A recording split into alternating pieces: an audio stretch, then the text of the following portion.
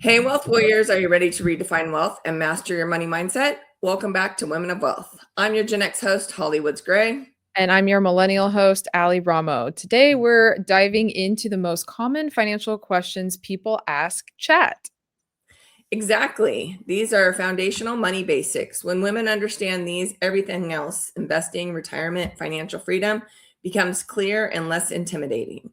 So let's start off with the first question that we typed into chat. How can I budget better and actually stick to it? There you go.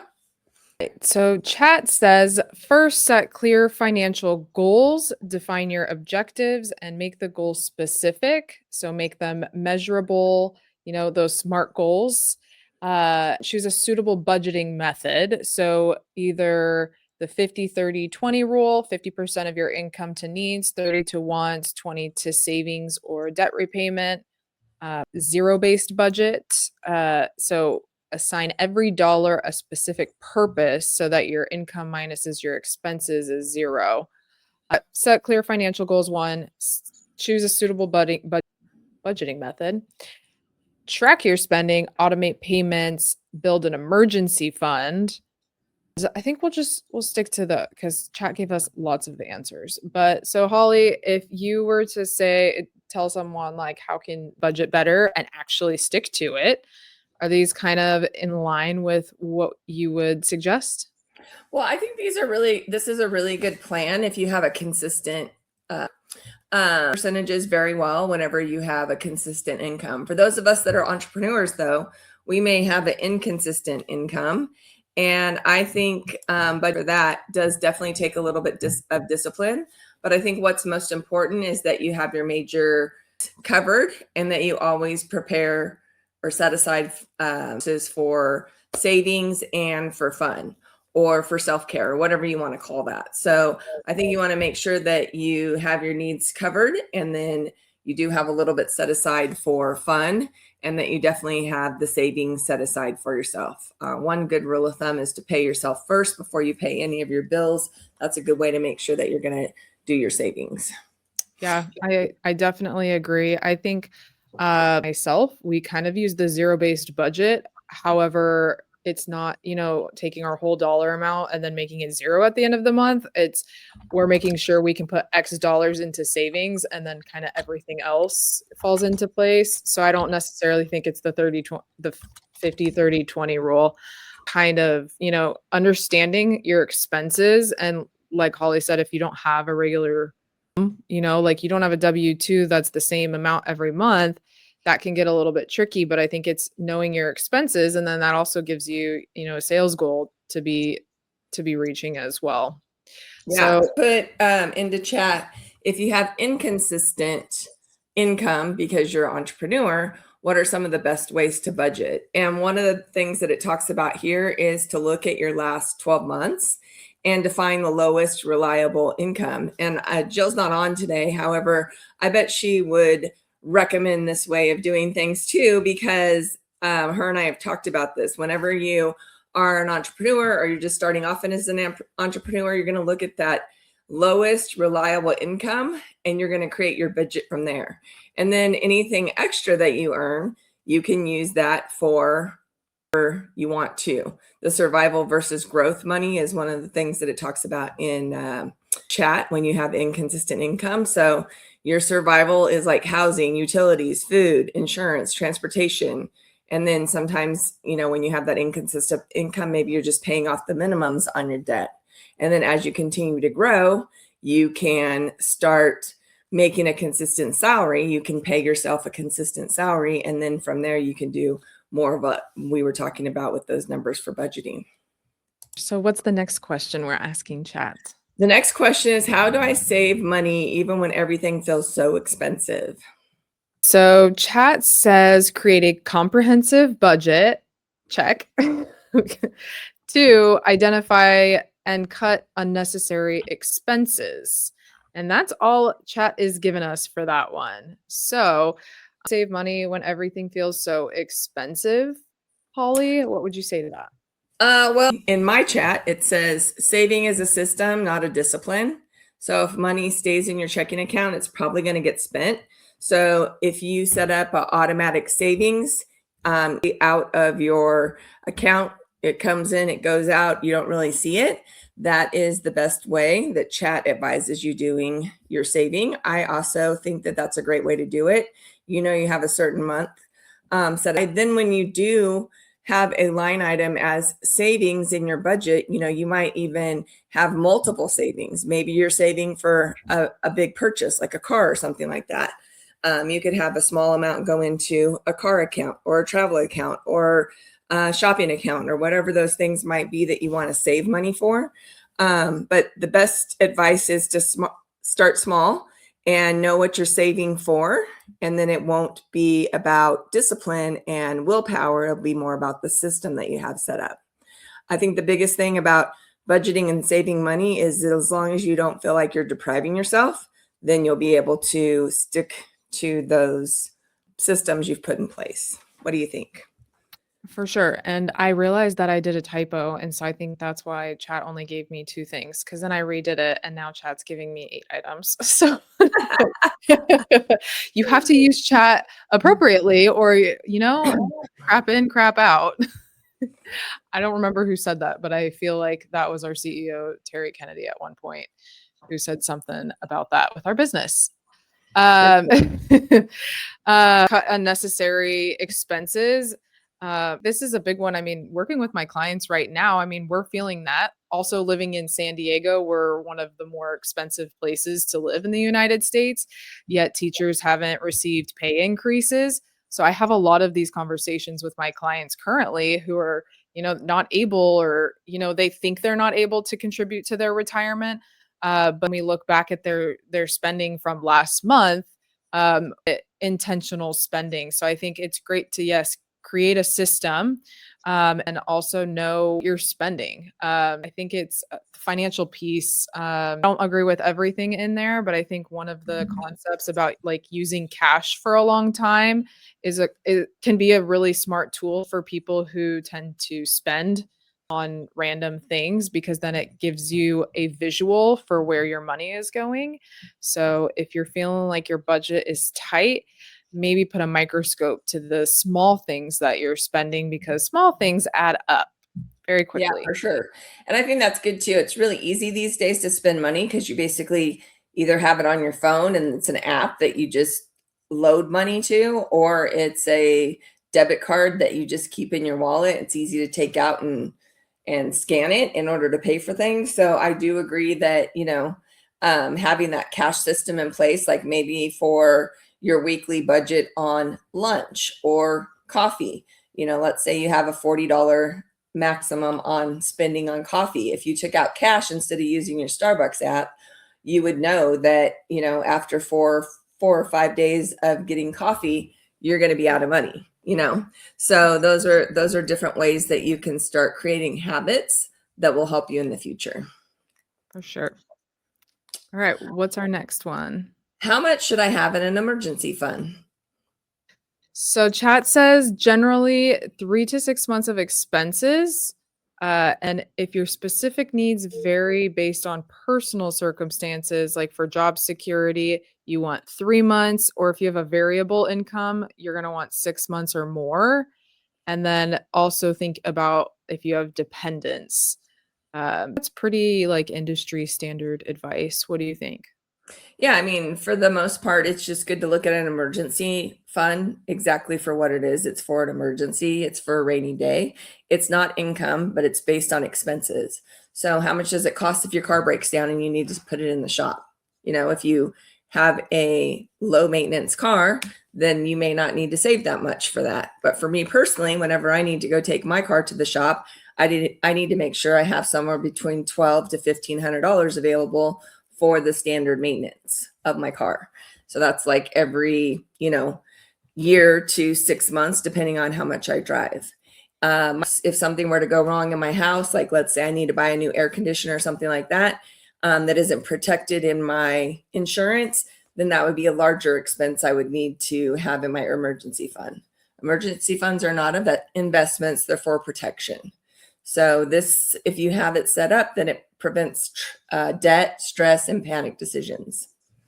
So know your assets. If you don't have many assets, then the 3 to 6 month rule is pretty easy to go by, but maybe if you have more expensive liabilities, I guess instead of assets, Yeah. then you may want to be closer to that 6 month or even more range.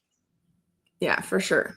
So the next question is talking about the best way to get out of debt. Okay, so chat says assess your debt, list all the debts and tally them up, create a budget. Wow, budget is a theme on this one. Choose a debt repayment strategy. So whether you're doing the snowball method or the avalanche method, the snowball, meaning pay the smallest debts first, make minimums on the larger debts, or the avalanche method, which is paying off the highest interest rates first, more interest on time. You can also negotiate with creditors, consider a side hustle, or seek professional help if necessary. Stay committed and track progress. Yeah, and mine says increase income accelerators, freedom accelerates freedom faster by cutting out lattes. And then the key is to stop using new debt while paying off old debt. So if you have debt that you're paying off, don't go get a bunch of new credit cards and start adding to that debt. If you have a goal to pay it off, then put that goal front and center without incurring new debt as well. Yeah, I'm gonna plug our episode on debt settlement with Izzy because that was a popular one too. Talking about how to settle your debt rather than maybe consolidating your debt. Like Holly's mentioning, don't solve your debt problems with more debt, and that's exactly what consolidation is getting a loan with an interest rate just lower than probably your 20-30% credit cards. Also budgeting. People, when you're tapping your phone or tapping your credit card, it's really easy to overspend. But to budgeting if debt is an issue. I personally would like the avalanche method because I want to pay as least interest as possible. So paying off those high interest cards first rather than the snowball method, but I'm sure there's an argument for both. Yep. So the next question is, should I pay off debt or save and invest first? So what chat gave me is that you don't have to choose one. You want to do both. So even if that's paying off your interest rates and still saving a little bit, I always want to talk about paying yourself first. So you want to make sure that you are investing alongside any low interest debt that you're paying off. Or if you have high interest debt, maybe you want to eliminate that at a bigger chunk. And so you're able to pay a little bit more of that and do some lower investments. But for me personally, I say to take 10 to 15% of what you're making every month and put that in your investment account first. I would say, well, it depends on how much debt we're talking about. I would kind of say the opposite of if my retirement, well, it depends on what kind of accounts we're also saving in, but like if my retirement account is making 6% average or 5% average over time, but if they're credit card debt, you're talking 15 to 30% interest rates. I would rather my client pay off those credit cards than retirement, but it also depends on I guess the kind of debt because student loans is lower interest rate than credit cards. Yeah, but if you have a client who is paying into a qualified account and that's already coming out of their paycheck, then I would say keep that going as they pay off their debt with their income that they're receiving so they can grow both. In some circumstances, maybe the best thing to do is for them to take a look at the savings that they have because 401ks and 403bs do allow for some loans, and that's a really inexpensive way to pay off your debt. If you have a 30% credit card and you can get a loan for 4.5% against what you have saved already, then that might be the best way to go about it because then you can pay yourself back instead of paying the high interest credit card back. But the key to all of it is once you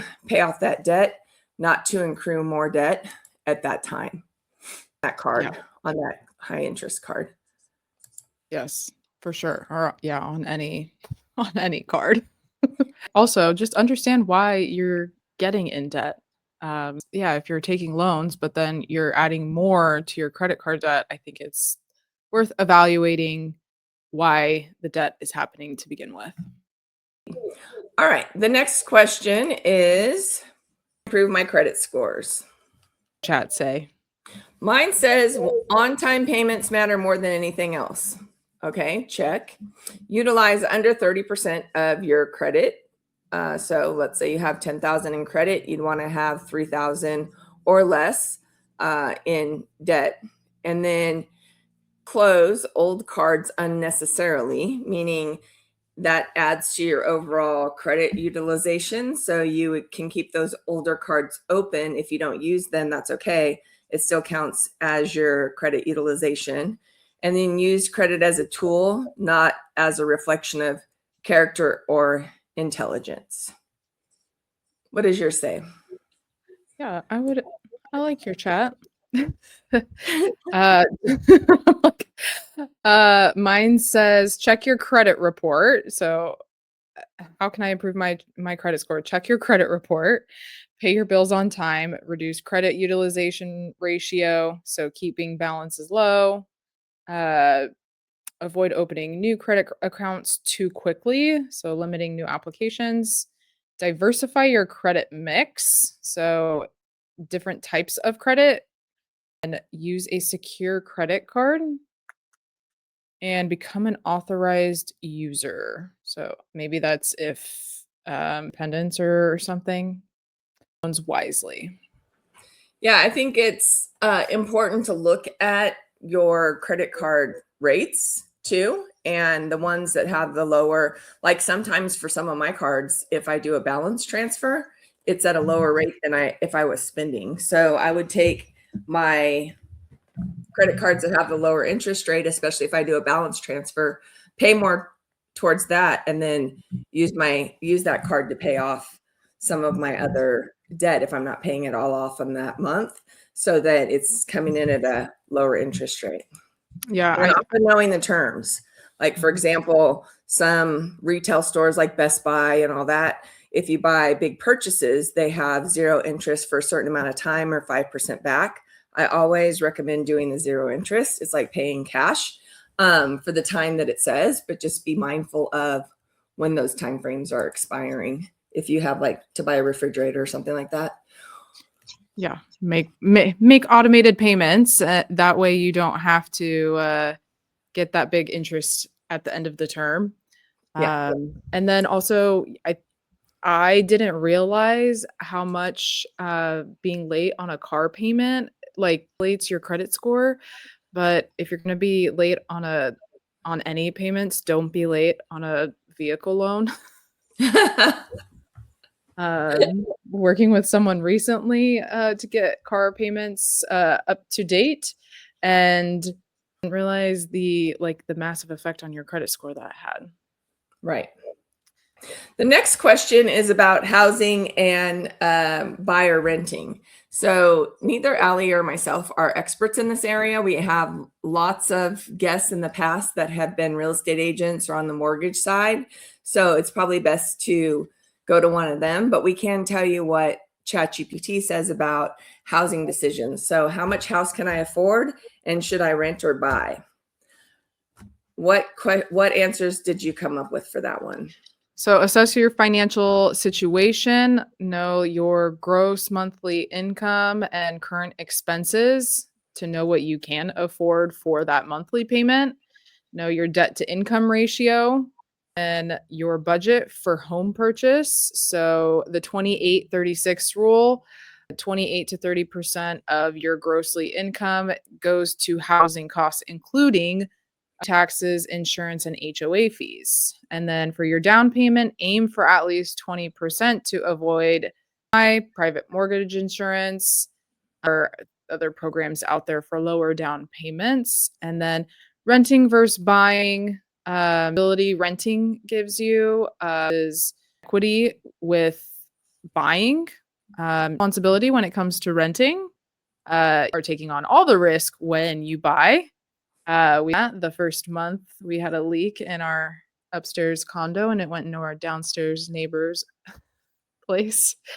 Market risk when you're renting, and you're taking on, again, all that risk when you do buy. So consider time horizons. Do you plan to move within a few years? Conditions. So that's all from chat. Well, my chat says banks approve on risk, not lifestyle. Cash flow matters more than status. So renting can be strategic and it's not a failure.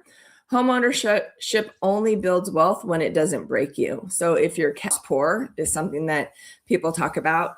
That means that all of your income is going for your house payment just so you can live in the neighborhood that you live in or whatnot. Then that's definitely not the right reason to own. So just, we always talk about mindset on this podcast. So I would just say that your mindset on any of these areas that we're talking about today is really the most important thing, making sure that you're doing it for the right reasons for you, not for some sort of status or because, you want to be in a certain neighborhood because that's the lifestyle that you want to portray. Owning a home is a responsibility, and making sure you do it responsibly is something that's going to help you in the long run. Yeah, I like that chat said, time horizons, like how long do you plan on being there? Because if you don't plan on staying somewhere very long, then it's probably worth, unless there's other, strategies in mind, like you renting out that place or something like that. Because there's a lot of like initial costs that go into buying a home that people don't think about. And so if you're only there for a short time, it may not be worth it. Yeah, I mean, like when we bought our house, we went from being in a house that was about 1,200 square feet to about almost 3,000 square feet. So like we didn't even have furniture that was big enough. It worked out fine for us because we were in a situation where like we moved to Nevada from California. So our mortgage payment is the same that our rent was. So it was fine for us because we were able to invest in that furniture. But we didn't do that overnight. It wasn't the first thing that we did whenever we moved in here. In fact, I even had a little not family get together, but a little work get together. And we still had up like 8-foot tables and foldable chairs because we didn't have our big dining room table that we have now. So, it is something that you want to make sure that you think about whenever you're looking at, upsizing or going into a different neighborhood. Does your furniture even fit in this neighborhood, or would you also need to spend, 30, 40, 50,000 on furniture, refrigerators, all that kind of stuff that goes along with moving into your own house? I think it's really interesting too that I'm seeing more young clients just want to, and maybe it's because I'm in California and specifically San Diego, that people are like, if I don't buy anything now, I'm never going to be able to. Like that is a very common mindset amongst not only millennials, but I mean, because I'm towards the end of millennials, so I'm not really hearing that a lot from millennials, but I'm hearing it from Gen Z of thinking that, they're 20 years old, and if they don't have a house by the time they're 30, they're probably never going to afford it because of how like the costs of houses have gone up so much, especially in California. So I thought that was interesting. We do talk about intergenerational finances. Just wanted to add that in there. That a lot of clients who are thinking strategic of not necessarily saving for retirement right now, but they're using these different types of, life insurance strategies or retirement funds to give them flexibility to buy a home in, the next 10, 15 years. So I thought that was interesting. Well, I think another thing we don't talk about enough either is, if you do have parents that own a house and let's say you want to buy a house yourself, they're a great resource to talk to. I don't think we talk to the other generation a lot because maybe we're embarrassed of what our credit looks like or whatever. And it doesn't have to be a parent. It could be a friend or a sibling or something like that. But talk about it more. The more you talk about it, the less uncomfortable it becomes. And so, yeah, we're talking to Chad about it. You could even talk to Chad about it. You can have a full-on conversation with Chad about it, but then take it maybe to somebody who has some experience or they're in the place of life you want to be in. And you'll probably find out that, like I have a friend of mine, her parents have been in the same house ever since I've known her, since we were 15 years old. It's like, I'm sure they've paid off their house, a couple times over, but at the same time, they have had some strong financial wealth in their life. At least that's what I see from the outside. and they would be great people for me to go talk to if there's anything I was thinking about doing. They would be good people for me to go talk to because they have some experiences with, like, our next thing is we want to buy a rental property. So people who own rental properties are great people to talk to. Yes, you have to talk to a real estate agent and a mortgage person and all those people. However, also talking to people who have done it before is probably the best way to get advice on that. So you can chat about it. I like yeah, that. you You can chat with chat chat. about it with ChatGPT or Chatty, which I call her. All right. Well, we just wanted to take today to give you guys some information and some clarity on these different questions that are important, and a lot of people ask for chat. The biggest thing is to remember that you're not in it alone. There's always people out there that can support you and give you feedback, and even if that is, your AI tool that you use, ask questions and start building the right habits. Yes. And if you have specific questions that you'd like us to talk about on the podcast, please let us know. You can message us at Wow Women of Wealth on Instagram and leave a review on the podcast. We would appreciate it. Absolutely. Thanks for tuning in, and we'll catch you next time.